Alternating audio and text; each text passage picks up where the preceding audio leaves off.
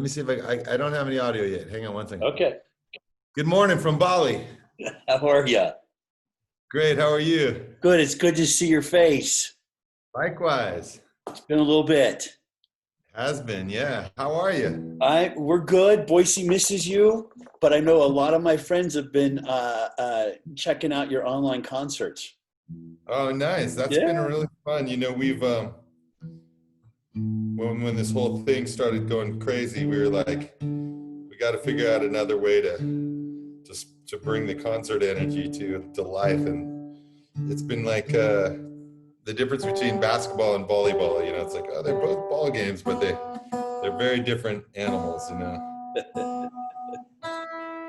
I'm just gonna get my guitar reasonably in tune. All right, I'm ready. Sure. Oh, I recognize that guitar. Yes. Very nice. Yeah. Well, we have a few things to talk about today. Congratulations on a fantastic new album. Thank you, Tim. You know, we always are in the mood for your positivity and the messages that you bring to everybody. Let's start just by backing up a little bit. You are in Bali. Yeah, so we own a little boutique yoga hotel here that we started building 13 years ago, and it's now 32 rooms and many yoga studios. And every year, my wife and I teach at least one yoga and music retreat. There's called Soul Rocker Retreats, and they're super fun. It's like yoga and green juice in the morning and dancing and green juice with tequila at night. So it's not like a going away, you get one peanut and you have to meditate for 5 hours. It's not that kind of an experience. But we were here leading a retreat at the end of February, and then we're just going to take 2 weeks off and then start rehearsing for our tour with Kenny Chesney that was supposed to start in the middle of April. Yeah. And then the tour got postponed until May. If you remember back then, it was like, okay, we're going to postpone it till May. Things are going to chill out. It's going to be horrible. We got to take 1 month off, you know, Right. It's like, you know, and so then the airport shut down in Bali to ingoing and outgoing traffic. So technically we're stranded on a tropical island here. And it's been an interesting time because this is my first time in 33 years that I haven't spent the entire summer on tour. Yeah. I normally tour 6 to 7 months of the year, and that's not going to happen this year. And it's been a challenging time as someone in the music business. Like, our income is gone, right. And so I always thought, well, you know, I don't buy cars, I don't buy houses, I don't buy jewelry, I don't buy cars, I don't, you know, and so I thought, well, I'll put my money into building a hotel in the jungle, little bit by little bit, and then I'll have something to fall back on. Right. Little did I factor in global pandemic, which has completely shut the hotel and travel business down too. So we're just out here living our life, and it's been great. My son, who's about to turn 2, is playing with worms, and we saw a crab give birth today. I never even knew they gave live birth, but right. Crabs give live birth to hundreds of tiny little crabs. Whoa. We saw that happen today, and so that's what my life is, you know.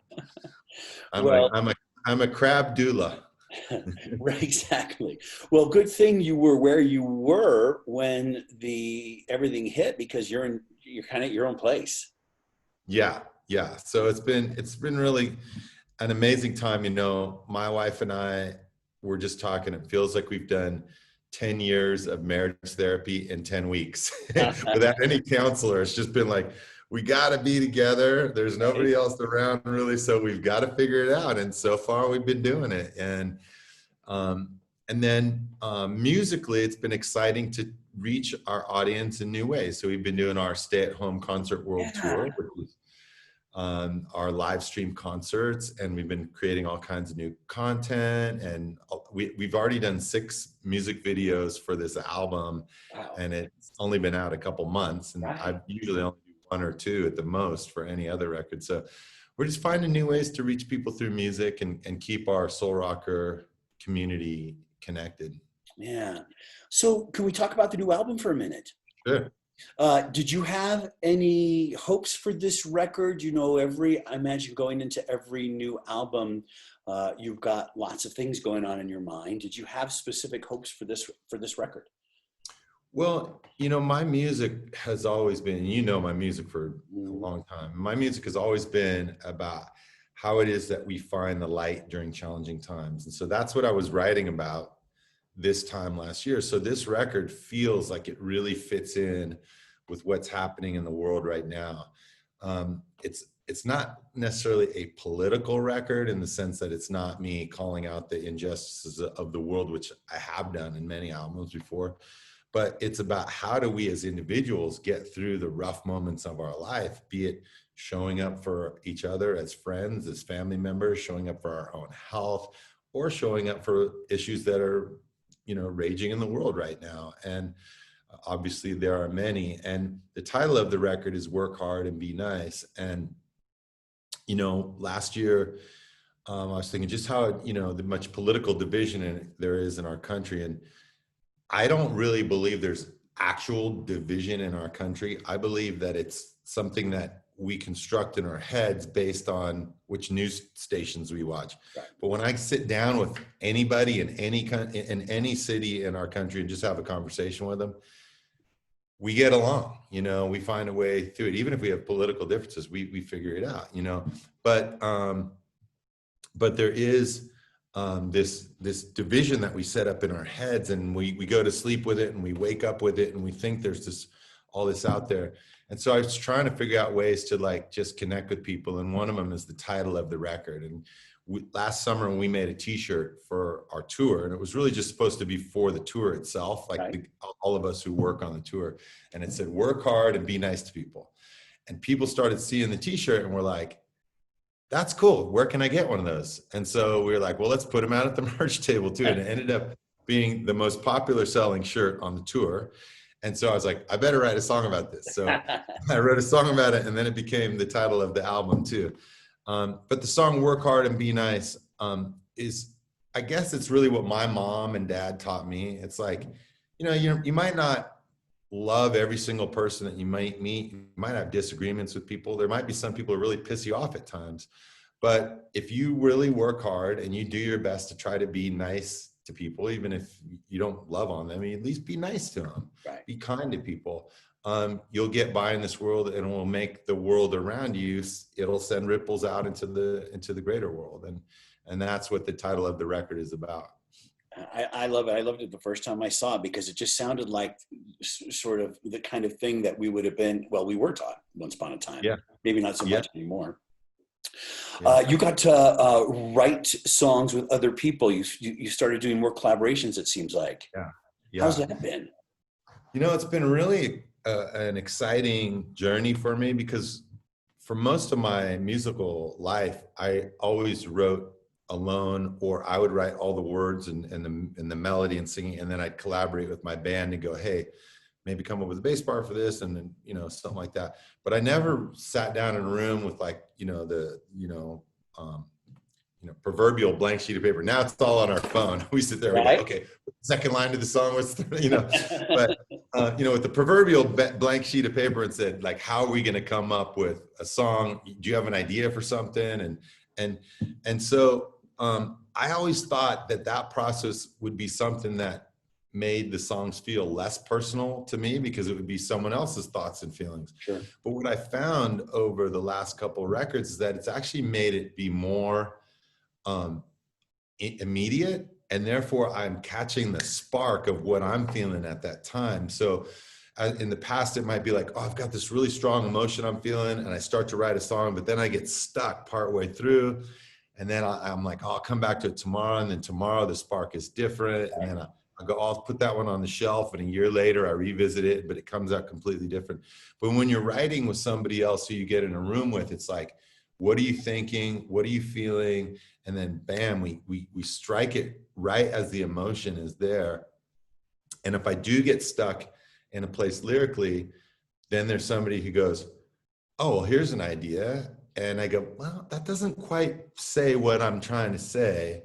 And then they go, oh, well, here's 3 more ideas. And then, well, that third one, that was really close. Maybe if we just put it in the first person instead of the third person or something like that, There's ways that you just get to it.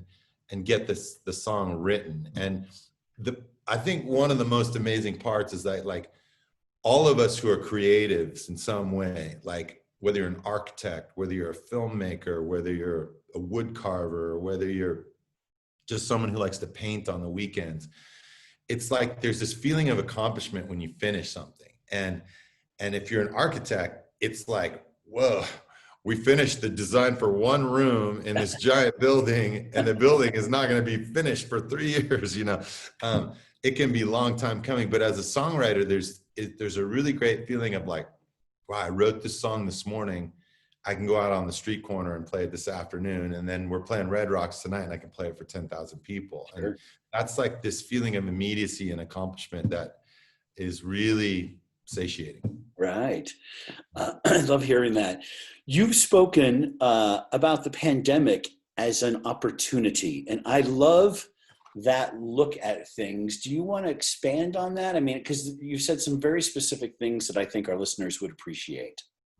Well, first of all, it's a painful loss too. I mean, I want to just put that in there that, 150 or 60,000 people have died in America. I don't even know how many around the world, not to mention all the people who have been sick and worried, all the people who have been lost their jobs. The economy is tanked in so many ways. But even through all that, this is a time when the world has been put on pause and asked each of us to look inside of our hearts and say, how is it that we want to be showing up for our own health, for the health of our families, of our communities, our nation, our planet? What are things that we want to create new? What are things that we want to leave behind? It's been a time also that we've had to redefine what wellness is. Like wellness used to be like, for me, it used to be, well, I'm going to eat an organic salad once a week and go to a yoga class every now and then, and I'm well. But little did I realize that, man, if my immune system is not firing on all cylinders, if I'm not getting enough sleep, if I'm not eating properly, if I'm drinking too much alcohol or whatever it is in my life that's bogging my health and my immunity down, it could actually kill me. I'm 54 now, and I'm not, I'm in a high risk category, and so it's been a wake up call in that regard. But also it's redefine wellness to be like, can I spend time alone? Like, am I okay being alone in my home? Am I okay being around the people that I'm with in close quarters for long periods of time? Do I find that I have creative outlets?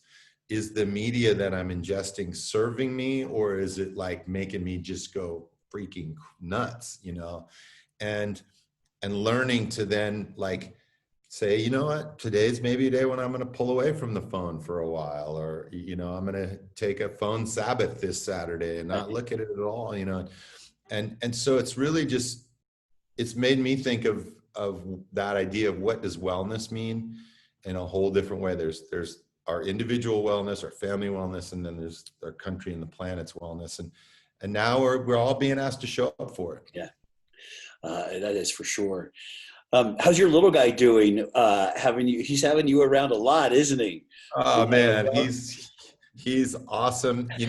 One of my dreams was always that he would be able to experience life here in Bali. And the reason that I started coming here was that I love the culture here. It's an incredible system that they have. Their system is called the Banjar system, and basically what it is you have groups of people, like villages, cities, and rural areas, and so everywhere groups of like 75 families create a Banjar, and these Banjars have been around for hundreds of years, and so they do all the decision making through that system of these 75 families. Okay. So imagine if, just like in the neighborhood that you lived in, right, everybody got together like all the time, not just like once a week, but like literally, every night that people are communing, living together, and then they make decisions by consensus. So there is no like majority rule. It's like,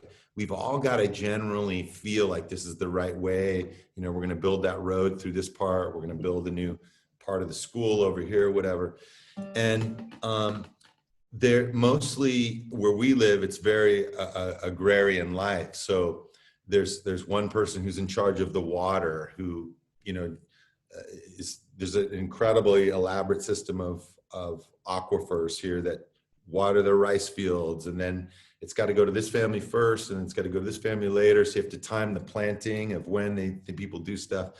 And then there's ceremony. It's a Hindu culture, and they do all these ceremonies all the time. So everyone has to get together to weave these baskets, to make these offerings, to participate in the services, or the meditations, or whatever's happening. So it's just like incredibly creative and mindful culture.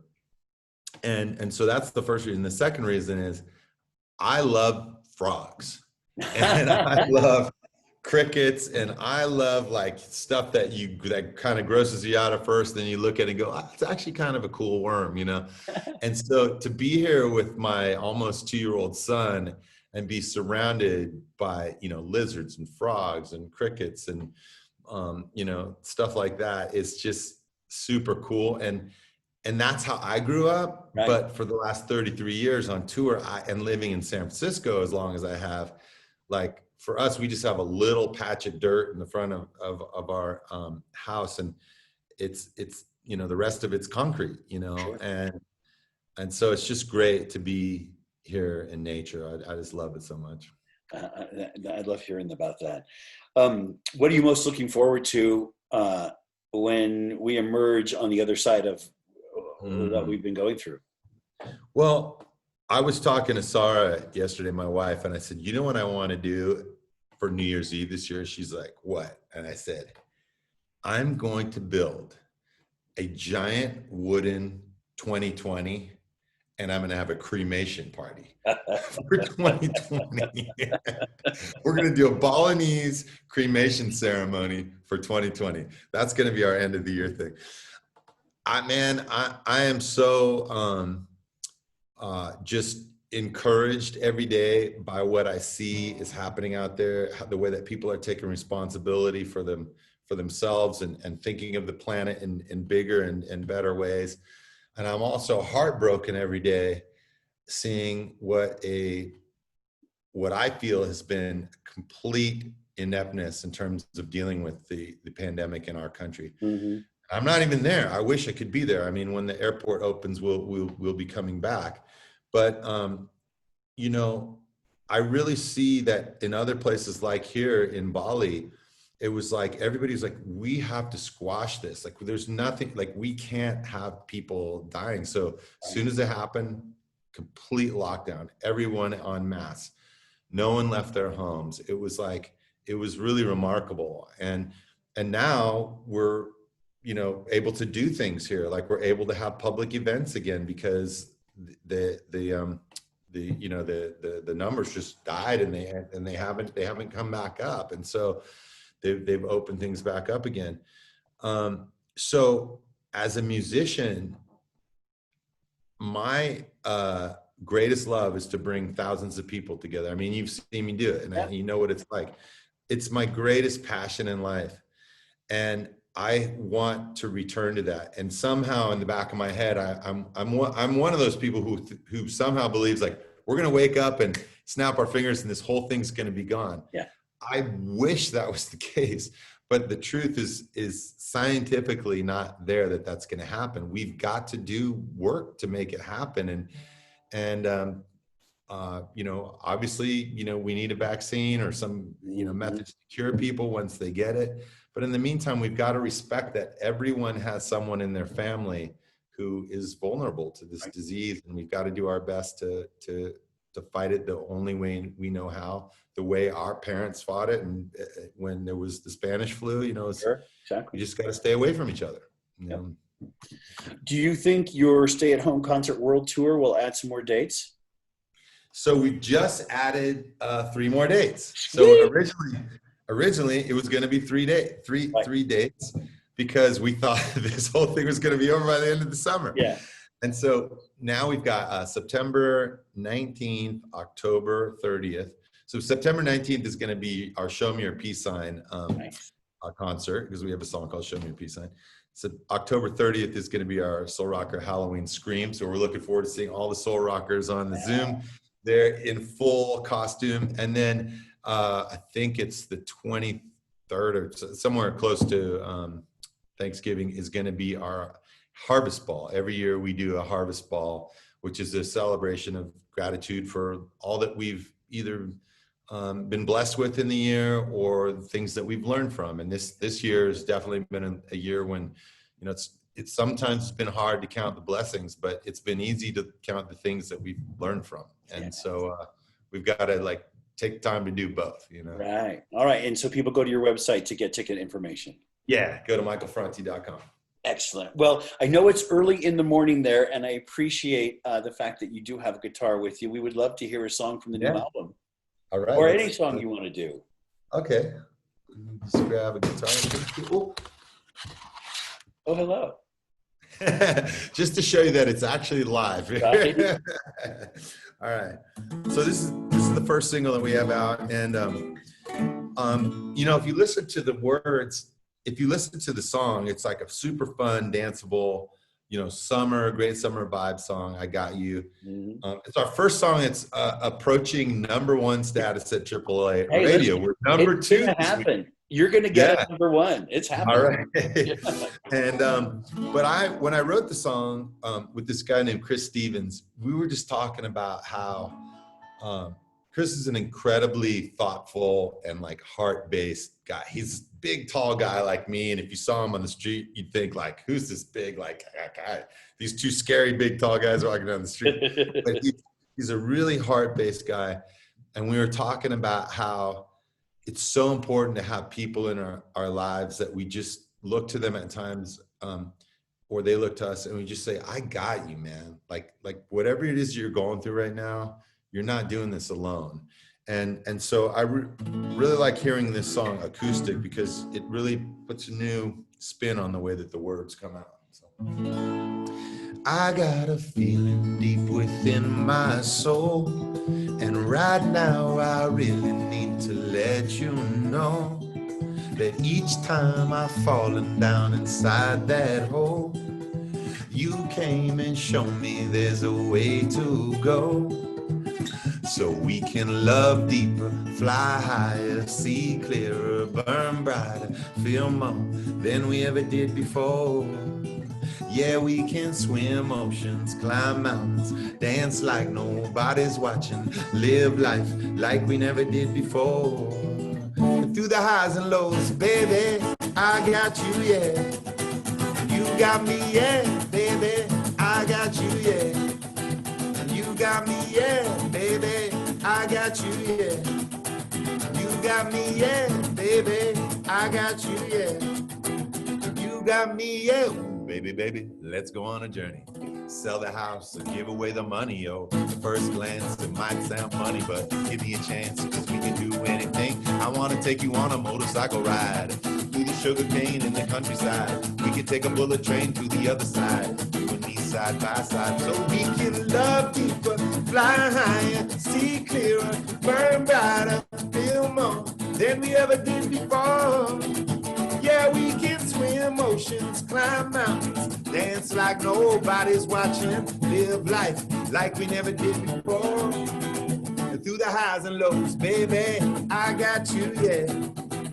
You got me, yeah, baby, I got you, yeah. You got me, yeah, baby, I got you, yeah. You got me, yeah, baby, I got you, yeah. You got me, yeah, take me, I'm yours, and swing me all across the floor. Shake me down until the sun comes back around. And even when I'm gone, I'll turn our love into a song, and I will sing it on back to you as I come home. So we can love deeper, fly higher, see clearer, burn brighter, feel more than we ever did before. Yeah, we can swim oceans, climb mountains, dance like nobody's watching, live life like we never did before. And through the highs and lows, baby, I got you, yeah. And you got me, yeah, baby, I got you, yeah. got me, yeah, baby, I got you, yeah. And you got me, yeah, baby, I got you, yeah. And you got me, yeah.